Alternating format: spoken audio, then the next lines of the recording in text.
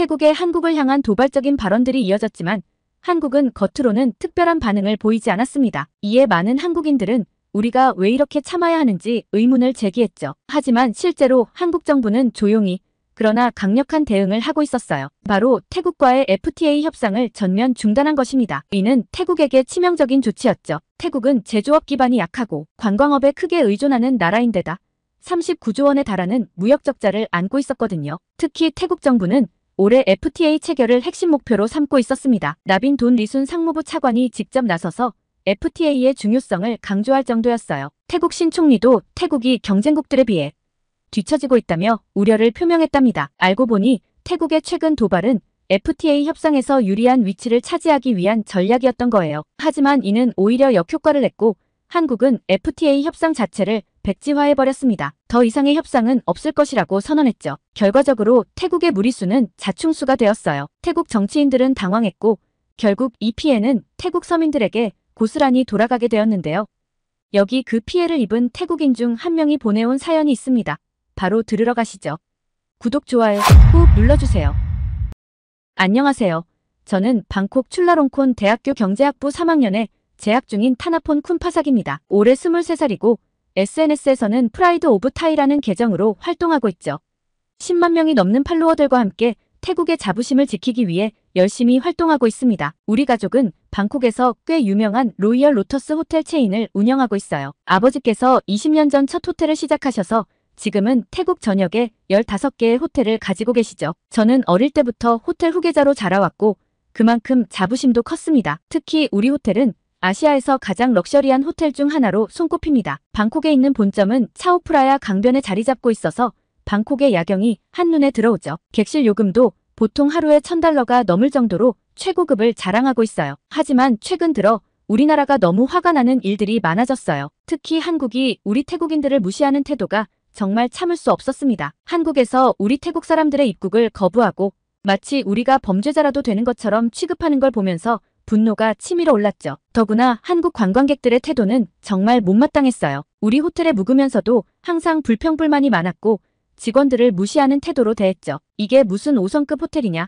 한국의 3성급 호텔보다도 못하다라는 식의 댓글을 인터넷에 올리는 걸 보면서 정말 화가 났습니다. 우리가 언제부터 한국의 허락을 받고 살아야 하는 거죠? 태국은 한 번도 식민지가 된 적 없는 자존심 강한 나라입니다. 제 SNS 계정에 이런 글을 올린 것이 시작이었어요. 그 글이 순식간에 퍼져나가면서 수많은 공감과 지지를 받았습니다. 젊은 태국인들 사이에서 벤코리아 운동이 시작됐고 저는 그 운동의 주도자가 되었죠. 매일 새로운 콘텐츠를 만들어 올렸어요. 한국 제품을 사용하는 모습을 찍어 부수거나 버리는 영상은 매번 수십만 뷰를 기록했습니다. 더 이상 한국 제품을 사지 맙시다. 그들의 드라마를 보지 맙시다. 우리는 혼자서도 충분히 잘 살 수 있어요. SNS에서 영향력이 커지면서 제 말 한마디에 수천 명의 사람들이 움직이기 시작했어요. 한국 제품 불매운동은 들불처럼 번져나갔죠. 삼성 대신 애플을, 현대차 대신 도요타를 써야 한다고 주장했고 실제로 많은 사람들이 동참했습니다. 특히 우리 가족이 운영하는 호텔 체인에서도 변화를 시작했어요. 한국 관광객들의 예약을 받지 않기로 한 거죠. 아버지께 직접 건의해서 시작한 정책이었어요. 처음에는 아버지도 걱정하셨지만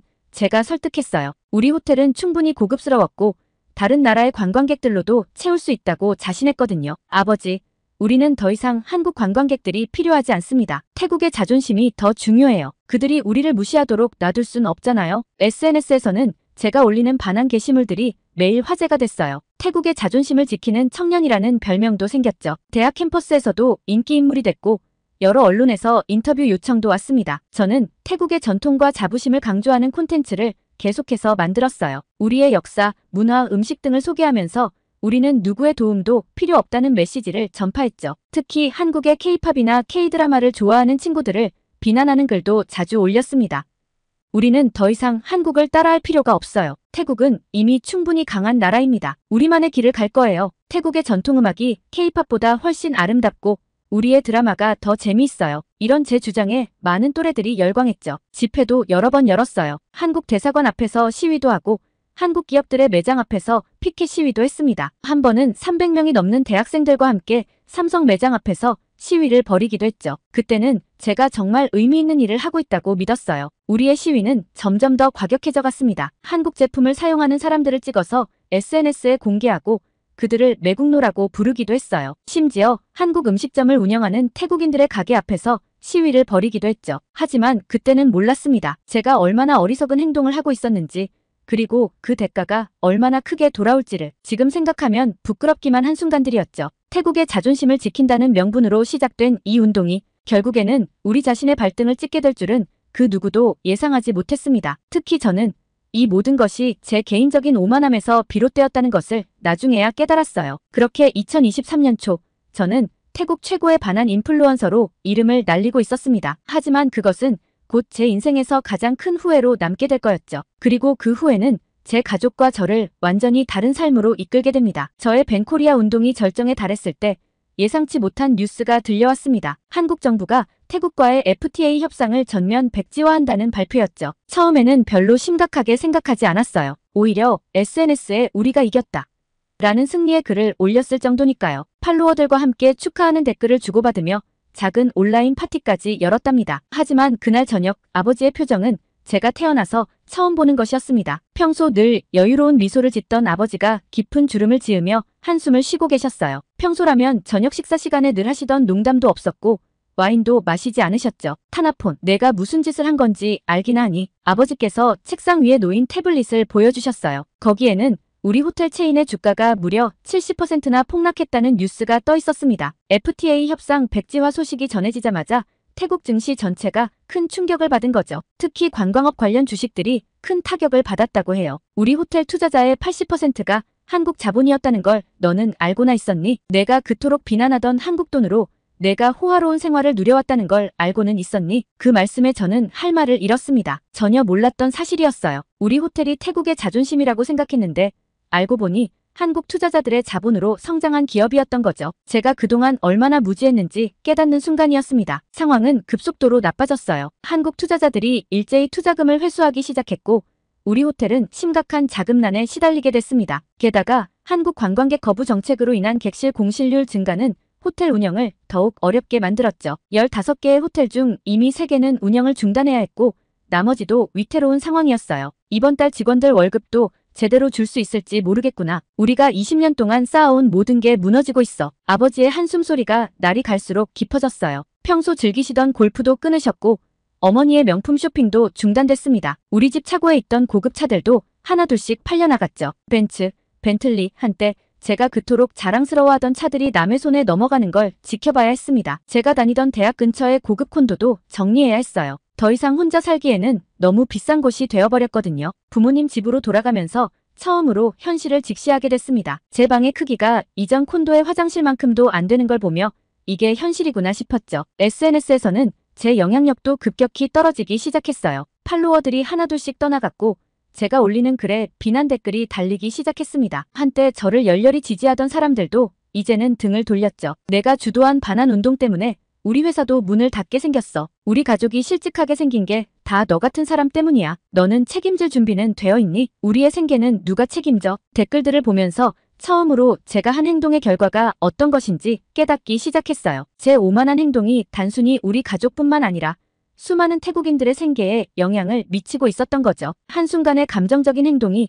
이렇게 많은 사람들의 삶을 망가뜨릴 수 있다는 사실이 저를 괴롭혔습니다. 특히 충격적이었던 건 우리 호텔에서 일하던 직원들의 모습이었습니다. 20년 넘게 우리 호텔에서 일해온 베테랑 직원들이 눈물을 흘리며 짐을 싸는 모습을 보며 제 가슴이 찢어지는 것 같았어요. 그들에게 우리 호텔은 단순한 직장이 아닌 삶의 터전이었는데 제가 그들의 터전을 무너뜨린 거였죠. 쿤파삭 도련님, 저희가 뭘 잘못한 걸까요? 우리는 항상 최선을 다했는데. 오랫동안 저를 돌봐주던 수석 매니저의 이 말은 제 마음에 깊은 상처로 남았습니다. 그들은 아무런 잘못도 하지 않았는데 제 경솔한 행동으로 인해 일자리를 잃게 된 거였으니까요. 한 명 한 명의 얼굴을 보며 사과하고 싶었지만 말 한마디 제대로 못했습니다. 이제 우리 가족은 매일 밤 긴급 가족회의를 해야 했습니다. 은행 대출금 상환 계획을 세우고 어떤 호텔을 먼저 매각할지 논의하는 일이 일상이 됐죠. 한때 방콕 최고의 부자 가문이었던 우리 집이 이제는 빚쟁이들의 방문을 걱정해야 하는 처지가 된 거예요. 어머니는 매일 밤 우시면서 기도를 하셨고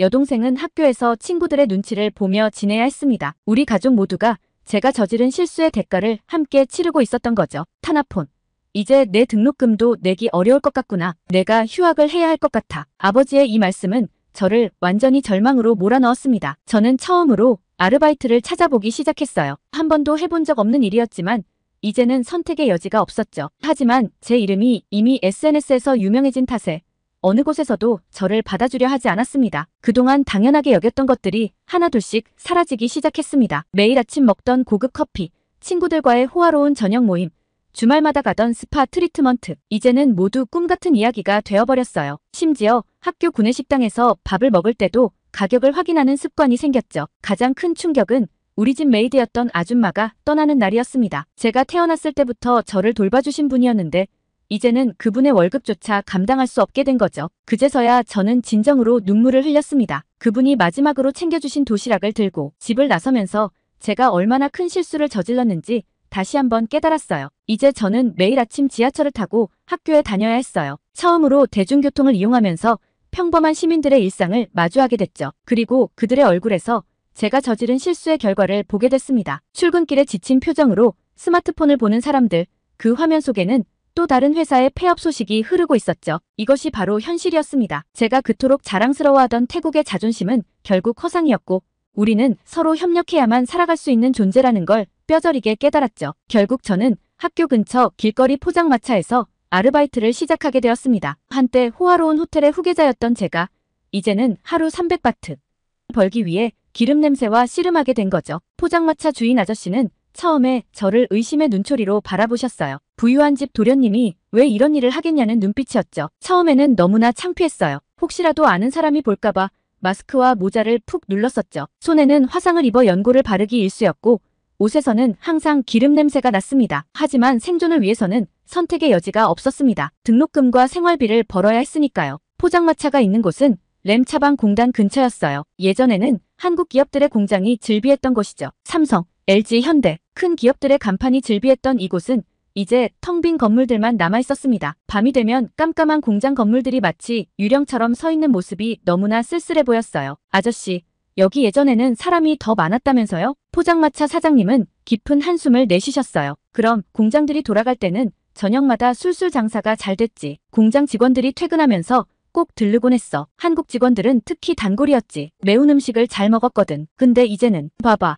다들 어디로 갔는지. 사장님 말씀처럼 거리는 한산했습니다. 가끔 지나가는 사람들의 표정에는 깊은 시름이 가득했죠. 그들 대부분이 실직자들이었다는 걸 나중에 알게 됐어요. 한때 활기찼던 거리는 이제 마치 버려진 도시처럼 변해 있었습니다. 우리 아들도 삼성에서 10년을 일했어. 과장까지 승진했었지. 월급도 좋았고 회사에서 교육도 많이 시켜줬대. 이제는 실업급여로 겨우 버티는 중이지. 새 직장을 구하고 있지만 한국 기업만큼 좋은 조건을 주는 곳이 없어. 한국 기업들이 떠나면서 직접적인 일자리 손실뿐만 아니라 연관 산업에서도 수많은 실업자가 발생하고 있었어요. 식당, 세탁소, 문구점, 공장 주변의 모든 가게들이 문을 닫고 있었습니다. 특히 충격적이었던 건 어느 날 제가 다니던 대학의 교수님을 포장마차에서 만난 일이었습니다. 경제학과의 저명한 교수님이었는데 술에 취해 들려주신 이야기가 아직도 잊히지 않아요. 자네들이 모르는 게 있어. 태국 GDP의 15%가 한국 기업들과 직간접적으로 연관되어 있다는 걸. 이건 단순한 감정의 문제가 아닌 거야. 우리나라 경제가 한순간에 무너질 수도 있는 문제라고. 교수님의 말씀은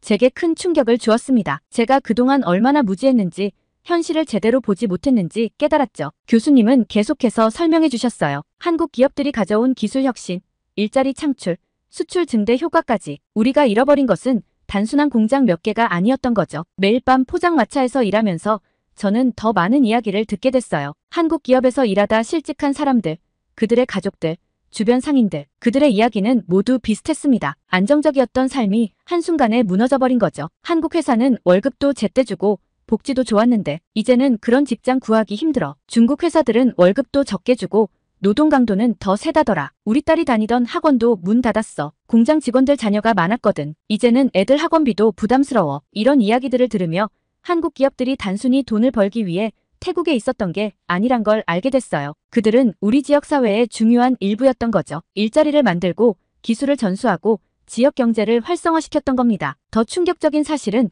베트남 이야기였어요. 태국을 떠난 한국 기업들이 대부분 베트남으로 이전했다는 거죠. 거기서는 오히려 더 많은 투자와 일자리를 만들어내고 있다고 해요. 베트남은 지금 완전 호황이래. 우리처럼 반한 감정 부추기지 않고 협력하면서 잘 지내나 봐. 삼성이 하노이에 새 공장 짓는다던데 거기 가서 일하려는 사람도 많아. 이런 이야기를 들을 때마다 제 가슴은 찢어질 것 같았습니다. 제가 주도했던 벤코리아 운동이 결국 우리 태국 사람들의 발등을 찍은 셈이었으니까요. 우리의 감정적인 대응이 결국 우리 스스로를 고립시키고 있었던 거예요. 포장마차 일을 시작한 지 한 달쯤 지났을 때 저는 더 이상 마스크를 쓰지 않기로 했어요. 제가 저지른 실수를 부끄러워하며 숨지 않기로 한 거죠. 대신 제가 보고 들은 것을 SNS에 올리기 시작했습니다. 우리가 잘못 알고 있었습니다. 한국과 태국은 서로를 필요로 하는 동반자였어요. 우리의 감정적인 대응이 얼마나 많은 태국인들의 삶을 망가뜨렸는지 이제야 깨닫습니다. 이제라도 우리의 실수를 인정하고 바로 잡아야 합니다. 물론 많은 비난과 조롱이 쏟아졌죠. 하지만 이제는 그런 것에 움츠러들지 않기로 했어요. 제가 본 진실, 제가 들은 이야기들을 계속해서 전하기로 한 겁니다. 그것이 제가 저지른 잘못을 조금이나마 만회하는 길이라고 생각했으니까요. 매일 밤 포장마차에서 일하면서 저는 조금씩 변화하고 있었습니다. 더 이상 허황된 자존심이나 감정적인 대응이 아닌 현실을 직시하고 해결책을 찾아야 한다는 걸 깨달았죠. 그리고 그 해결책의 시작은 우리가 저지른 실수를 인정하는 것이라고 생각했습니다. 이제는 한국과의 관계를 회복하는 것이 우리의 살 길이라는 걸 분명히 알게 됐으니까요. 하지만 그 길이 얼마나 어려울지 그때는 아직 알지 못했습니다. 어느 날 저녁, 평소처럼 포장마차에서 일하고 있을 때였습니다. 항상 자리를 지키던 단골 손님들이 하나둘 떠나고 한적해진 시간에 한 중년의 한국인 손님이 찾아왔어요. 처음에는 무시하려고 했죠. 아직 제 마음 한켠에는 반한 감정이 남아있었으니까요. 솔직히 말씀드리면 그때까지만 해도 한국인들이 우리나라를 떠난 것이 오히려 잘된 일이라고 생각했었거든요. 저기 푸파퐁커리 하나 주세요. 태국어로 주문하는 그의 모습에 저는 못 들은 척했습니다. 하지만 그는 오히려 따뜻한 미소를 지으며 다시 말을 걸어왔어요. 학생처럼 보이는데 힘들지 않아요? 예전에는 이런 일 안 해봤을 것 같은데. 그의 말에 저는 순간 화가 났습니다. 당신들 때문이에요. 한국 회사들이 다 떠나버려서 이렇게 된 거라고요. 우리나라를 무시하고 떠나버린 당신들 때문에. 그런데 예상과 달리 그는 전혀 동요하지 않았어요. 오히려 더 깊은 미소를 지으며 자리에 앉았죠. 내 이름은 김민수입니다. 삼성전자 태국 공장의 전 공장장이었죠. 30년간 이곳에서 일했고 이제는 모든 걸 정리하고 한국으로 돌아가려 합니다. 그 말에 저는 깜짝 놀랐어요. 바로 얼마 전까지 이 지역 최대 공장을 이끌었던 사람이 이렇게 허름한 포장마차에 앉아있다니. 더구나 제가 그토록 비난했던 그들 중 한 명이었다니. 순간 무슨 말을 해야 할지 몰랐습니다. 김 공장장은 천천히 이야기를 시작했습니다. 1990년대 초반 태국에 처음 공장을 세울 때의 이야기부터요. 그때는 이 근처에 아스팔트 도로도 없었어요. 비가 오면 진흙탕이 되는 길을 매일 다녔죠. 전기도 자주 나갔고 물도 제대로 나오지 않았어요. 하지만 우리는 태국 직원들과 함께 이곳을 세계적인 생산기지로 만들어냈어요. 그들의 열정과 성실함이 있었기에 가능했죠. 2000년대에 들어서며 공장은 전성기를 맞았다고 해요. 연간 수출액이 10억 달러를 돌파했고 직원도 2만 명이 넘었다고 합니다. 단순히 공장 하나가 아닌 지역 전체의 경제를 살리는 심장과도 같은 존재였던 거죠. 우리 직원들이 얼마나 성실했는지 아나요? 기술을 배우려는 의지가 대단했어요. 덕분에 태국 직원들이 점점 더 중요한 포지션을 맡게 되었죠. 처음에는 단순 조립만 하던 직원들이 나중에는 공정 관리자가 되고 연구개발팀에도 들어갔어요. 특히 인상적이었던 건 김 공장장이 태국어로 직원들의 이름을 하나하나 기억하고 있다는 점이었어요. 그들의 가족사까지 상세히 알고 있었죠. 이게 바로 진정한 협력이구나. 처음으로 그런 생각이 들었습니다. 그러다 김 공장장은 파업 사태를 이야기했습니다. 제가 SNS에서 반한 감정을 부추기던 바로 그때의 일이었죠. 정치인들이 선동했어요. 한국이 태국을 무시한다며. 하지만 우리는 30년 동안 함께 성장했습니다. 삼성은 단순히 돈을 벌기 위해 태국에 온 게 아니었어요. 우리는 진정한 파트너십을 꿈꿨습니다. 특히 인상 깊었던 건 한국의 발전 과정에 대한 이야기였습니다. 1960년대 한국은 태국보다 더 가난했다고 해요. 1인당 GDP가 80달러도 안 되는 최빈국이었다는 게 믿기지 않았어요. 우리는 자원도 없고 시장도 작은 나라였어요. 하지만 교육과 기술, 그리고 끊임없는 혁신을 통해 성장했죠. 외국 기업들의 투자를 적극적으로 유치하고 그들로부터 기술을 배웠어요. 태국도 충분히 그렇게 될 수 있습니다. 하지만 그러려면 서로를 적대시하는 게 아니라 협력해야 합니다. 매일 밤 김 공장장은 포장마차를 찾아왔고 우리는 많은 이야기를 나눴습니다. 한국의 경제 발전 과정, 삼성이 세계적 기업으로 성장한 이야기, 그리고 태국과 한국이 함께 이뤄낸 성과들. 그의 이야기를 들으며 저는 제가 얼마나 편협한 시각을 가지고 있었는지 깨닫게 됐어요. 특히 충격적이었던 건 제가 SNS에서 퍼뜨린 거짓, 정보들이 얼마나 많은 사람들에게 상처를 주었는지 알게 된 거예요. 김 공장장은 공장 폐쇄 당시 울면서 떠나야 했던 태국 직원들의 이야기를 들려주었습니다. 그들에게 삼성은 단순한 직장이 아닌 제2의 가족이었다고 해요. 30년 동안 함께 일했던 직원이 있었어요. 그는 우리 회사에서 일하면서 새 아이를 대학까지 보냈죠. 마지막 날 그가 내 손을 잡고 울면서 말했어요. 우리가 뭘 잘못했습니까? 그때 저는 대답을 할 수 없었습니다. 마지막 날 김 공장장은 저에게 작은 선물을 주었습니다. 30년 전 태국 공장에서 처음 만든 TV 리모컨이었어요. 이건 단순한 리모컨이 아닙니다. 한국과 태국의 협력이 만들어낸 첫 결실이에요. 이걸 보면서 우리가 함께 이뤄낸 성과를 기억하세요. 이제 당신 세대가 새로운 협력의 역사를 써나가야 할 때입니다. 그의 말씀은 제 가슴 깊이 새겨졌습니다. 저는 처음으로 제가 얼마나 어리석었는지 깊이 반성하게 됐어요. 감정에 휘둘려 사실을 왜곡하고 증오를 퍼뜨리고 결국 우리 모두의 발전 가능성을 막아버렸다는 걸 깨달았습니다. 이제는 제가 무엇을 해야 할지 알 것 같았어요. 증오와 반목이 아닌 상호 이해와 협력의 다리를 놓는 사람이 되어야겠다고 결심했습니다. 그리고 그 첫걸음으로 제가 SNS에서 퍼뜨렸던 내용들을 하나하나 바로잡기로 했어요. 그리고 그가 준 리모컨은 지금도 제 책상 위에 놓여 있어요. 새로운 시작을 알리는 상징처럼요. 진정한 국가의 자존심은 다른 나라를 적대시하는 것이 아니라 서로 협력하며 함께 성장하는 것이라는 걸요. 떨리는 손으로 휴대폰을 잡고 오랫동안 고민하며 첫 번째 고백글을 작성했습니다. 저는 그동안 프라이드 오브 타이라는 계정으로 반한 감정을 퍼뜨려왔습니다. 10만 명이 넘는 팔로워들과 함께 벤코리아 운동을 주도했죠. 하지만 이제는 제가 얼마나 큰 잘못을 저질렀는지 깨달았습니다. 제가 퍼뜨린 거짓 정보와 증오로 인해 수많은 태국인들이 일자리를 잃었고 우리 경제는 큰 타격을 받았습니다. 처음 올린 이 게시물은 순식간에 화제가 되었어요. 좋아요 수가 폭발적으로 늘어났지만 대부분은 비난의 목소리였습니다. 한때 저를 열렬히 지지하던 팔로워들은 배신자, 매국노라며 저를 공격했고 일부는 제 개인정보를 공개하겠다고 협박했죠. 너의 가족이 파산한 게 잘 되었다. 한국 돈을 받고 이런 글을 쓰는 거 아니냐. 너 같은 배신자는 태국을 떠나라. 하루에도 수백 개의 악성 댓글이 달렸고 심지어 제 학교 정보까지 퍼지기 시작했습니다. 하지만 저는 멈추지 않았어요. 오히려 더 구체적인 사실들을 공개하기 시작했습니다. 매일 새로운 게시물을 올렸어요. 제가 과거에 올렸던 허위 정보들을 하나하나 팩트체크하며 바로잡았고 포장마차에서 만난 실직자들의 이야기, 김 공장장님에게 들은 한국 기업의 진실된 모습을 공유했죠. 제가 과거에 한국 기업들이 태국 노동자들을 착취한다고 주장했던 것은 완전한 거짓이었습니다. 실제로 한국 기업들은 태국 평균 임금보다 30% 높은 급여를 지급했고 직원 교육과 복지에 많은 투자를 했습니다. 이것이 제가 직접 확인한 진실입니다. 팔로워 수는 급격히 줄어들었어요. 10만 명이 넘던 팔로워가 2만 명 아래로 떨어졌죠. 하지만 점차 새로운 변화가 일어나기 시작했습니다. 제 게시물에 달리는 댓글의 성격이 조금씩 바뀌기 시작한 거예요. 우리 아버지도 한국 회사에서 일하셨어요. 정말 좋은 직장이었는데 당신 말이 맞아요. 우리가 너무 성급했던 것 같아요. 나도 처음에는 당신을 비난했지만 이제는 당신의 용기가 대단하다고 생각해요. 특히 큰 반향을 일으킨 건 제가 올린 30년의 기록 시리즈였습니다. 김 공장장님이 들려주신 한국 기업의 태국 진출 역사를 15개의 에피소드로 연재했죠. 처음 공장을 지을 때의 어려움부터 태국 직원들과 함께 이뤄낸 성과들, 그리고 마지막 작별까지 이 시리즈는 많은 사람들의 마음을 움직였어요. 점차 제 계정은 한태 관계에 대해 진지하게 고민하는 플랫폼으로 변모해갔습니다. 새로운 팔로워들이 늘어나기 시작했고 그들은 이전과는 다른 성격의 사람들이었어요. 경제를 공부하는 대학생들, 국제관계에 관심 있는 젊은 직장인들, 그리고 미래를 걱정하는 실직자들까지. 특히 제가 힘을 실어 다룬 것은 베트남의 사례였습니다. 태국을 떠난 한국 기업들이 베트남에서 어떻게 성공적으로 정착했는지, 그리고 그것이 베트남 경제에 어떤 영향을 미쳤는지 상세히 다뤘죠. 이 내용은 태국 주요 언론에도 인용될 정도로 반향을 일으켰습니다. 1년이 지난 지금 제 계정의 성격은 완전히 바뀌었습니다. 더 이상 증오와 대립을 조장하는 곳이 아닌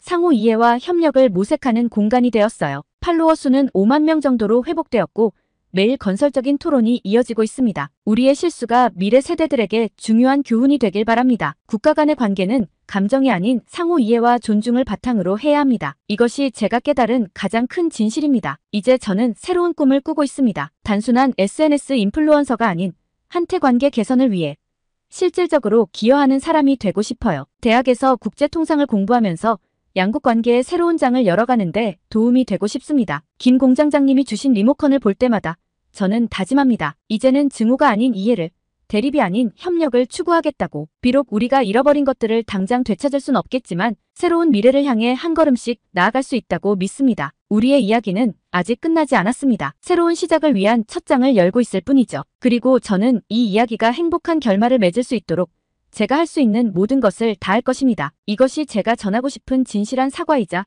새로운 희망의 이야기입니다. 그리고 저는 믿습니다. 언젠가 한국과 태국이 다시 손을 잡고 더 큰 발전을 이룰 그날이 반드시 올 것이라고요. 오늘의 사연은 여기까지인데요. 출라롱콘 대학에서 타나폰 씨의 감동적인 사연 감사하며 앞으로도 응원하겠습니다. 구독과 좋아요 감사드리며 다음 영상으로 찾아뵙겠습니다.